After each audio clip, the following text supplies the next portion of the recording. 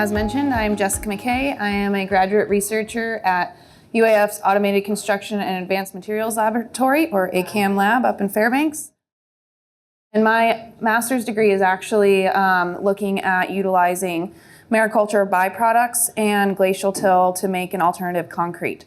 However, this is not a new concept. Well, maybe it is a little bit for what I'm trying to do with it, but I wanted to come in today to talk a little bit about building from the sea. So how long have we been taking materials from the ocean and trying to put them in our building materials? It's actually several thousand years, and I will get to that in just a moment.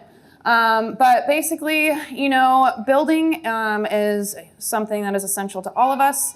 It's also something that isn't new. We want to be able to shelter ourselves from the environment and have somewhere to be able to live, as well as to do all the things that we do. And so, we've really, humans have used things from the ocean like seaweed, shells, lime, fiber, for centuries, looking at different things such as insulation. It's great for durability, and it's also incredibly abundant. And so I will actually talk about these two a little bit more on the last slide. But really quickly, this building that you see here was actually built in the last couple of years, and it's made out of about 40% sargassum, which is a seaweed that is a huge pest. If anyone's been on the East Coast, they're probably quite familiar with it. And then these sea bricks are also being made right now out of I think they said 75% seaweed. So if we move on, I'll kind of go back to the oldest so far that I've been able to find, and it keeps getting older. At first it was like 300 or 400 years. Well, I didn't do the math right because 2800 BC is not 5,000 years ago, but it's pretty close. And this is actually in the Loa River in Antofagasta, Chile. And these structures were actually found to have seaweed in several locations. So it was used as a floor sealant as well as part of the mortar. And then there were actually also burnt seashells that were used as lime in, and again, the mortar of structures that they built. So here are another couple examples. Roof thatching is a very, very common historical use for seaweed. So here are a couple of examples. The one on the top in China, these are actually relatively new, but it's kind of replicating some of the older structures. And so this is actually a tourist location that you can go and stay in, kind of a village that replicates kind of some older traditional housing.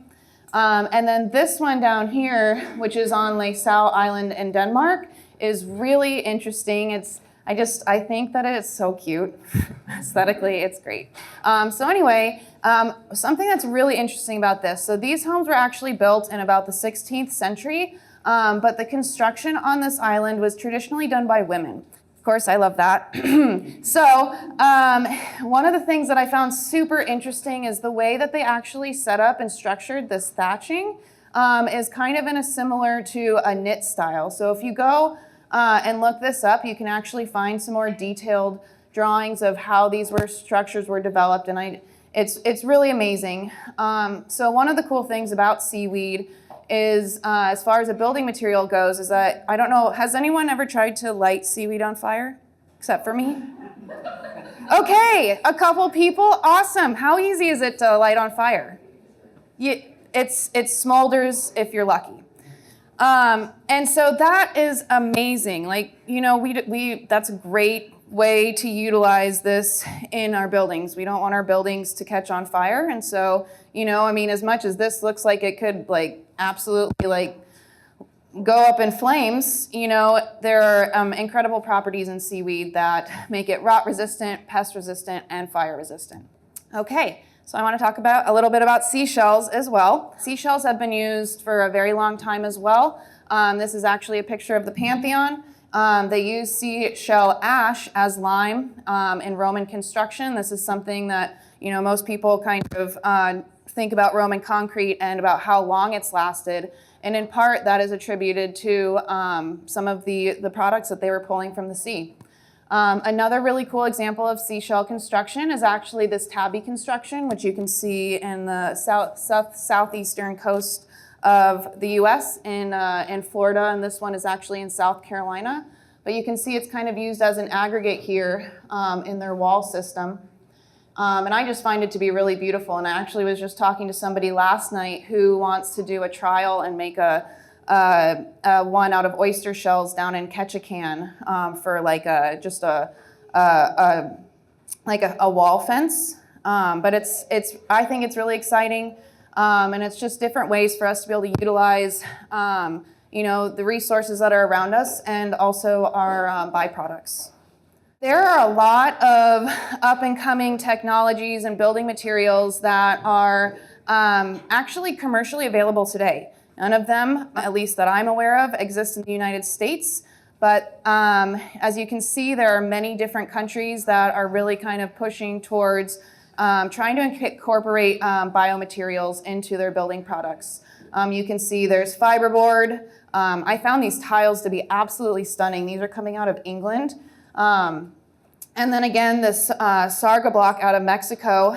The really cool thing about bricks is that it's a very simple process to develop the bricks, and so it makes it really accessible for affordable housing. And then again, the sea brick I thought was really cool. It's coming out of British Columbia, and it's a floating and interlinking brick. So I just wanted to take a couple minutes to share all of the super fun things that are happening in the world of building and in relationship to mariculture. Thank you.